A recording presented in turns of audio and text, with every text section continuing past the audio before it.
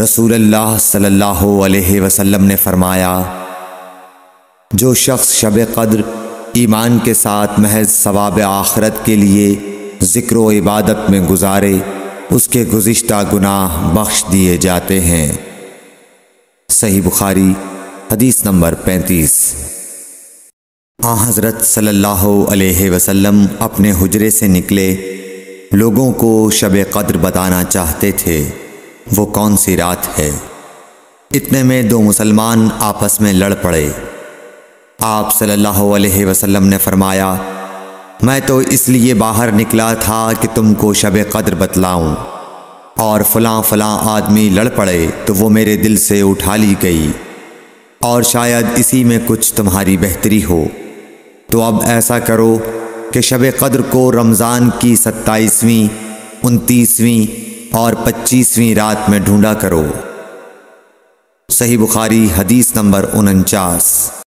سیدنا ابو ہریرہ رضی اللہ عنہ سے مروی ہے کہ رسول اللہ صلی اللہ علیہ وسلم نے فرمایا، میری امت کو ماہ رمضان میں 5 ایسی خوبیاں دی گئی ہیں جو اس سے پہلے کسی امت کو نہیں دی گئی تھی۔ ان کی تفصیل یہ ہے: 1، روزے دار کے منہ کی بو اللہ تعالیٰ کے ہاں کستوری سے بھی زیادہ پاکیزہ ہے۔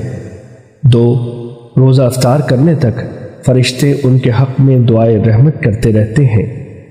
3، اللہ تعالیٰ ہر روز اپنی جنت کو مزین کرتا ہے اور اس سے فرماتا ہے، قریب ہے کہ میرے نیک بندے اپنی مشقتوں اور تکلیفوں سے دستبردار ہو کر تیری طرف آ جائیں۔ 4، اس مہینے میں سرکش شیطانوں کو قید کر دیا جاتا ہے، اور جس طرح وہ عام دنوں میں کارروائیاں کرتے ہیں اس مہینے میں نہیں کر سکتے۔ اور 5، اللہ تعالیٰ اس مہینے کی آخری رات میں میری امت کو بخش دیتا ہے۔ کسی نے کہا، اے اللہ کے رسول، کیا یہ شب قدر ہے؟ آپ نے فرمایا، نہیں، بات یہ ہے کہ مزدور کو اس وقت مزدوری دے دی جاتی ہے جب وہ اپنا کام پورا کر لیتا ہے۔ حدیث نمبر 3667، مسند احمد۔ ابو سلمہ بن عبد الرحمن نے بیان کیا کہ میں ابو سعید خدری رضی اللہ تعالیٰ عنہ کی خدمت میں حاضر ہوا۔ میں نے عرض کی کہ فلاں نخلستان میں کیوں نہ چلیں، سیر بھی کریں گے اور کچھ باتیں بھی کریں گے۔ چنانچہ آپ تشریف لے چلے۔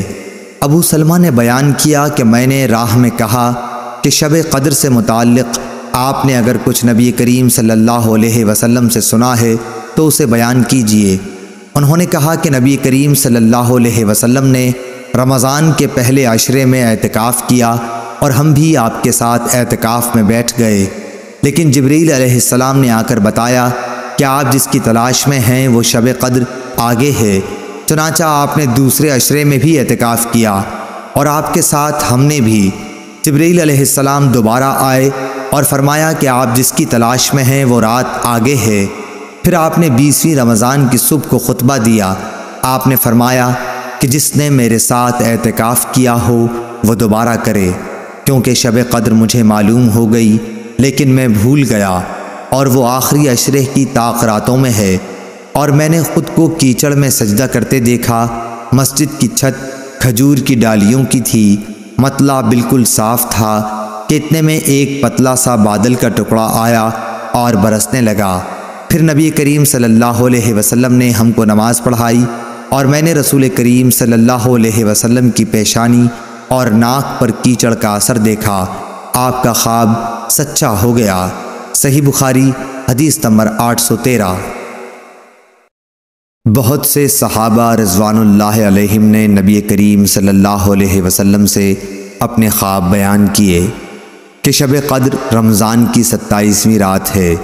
اس پر نبی کریم صلی اللہ علیہ وسلم نے فرمایا کہ میں دیکھ رہا ہوں کہ تم سب کے خواب رمضان کی آخری عشرے میں شب قدر کے ہونے پر متفق ہو گئے ہیں، اس لیے جسے شب قدر کی تلاش ہو وہ رمضان کے آخری عشرے میں ڈھونڈے۔ صحیح بخاری حدیث نمبر 1158۔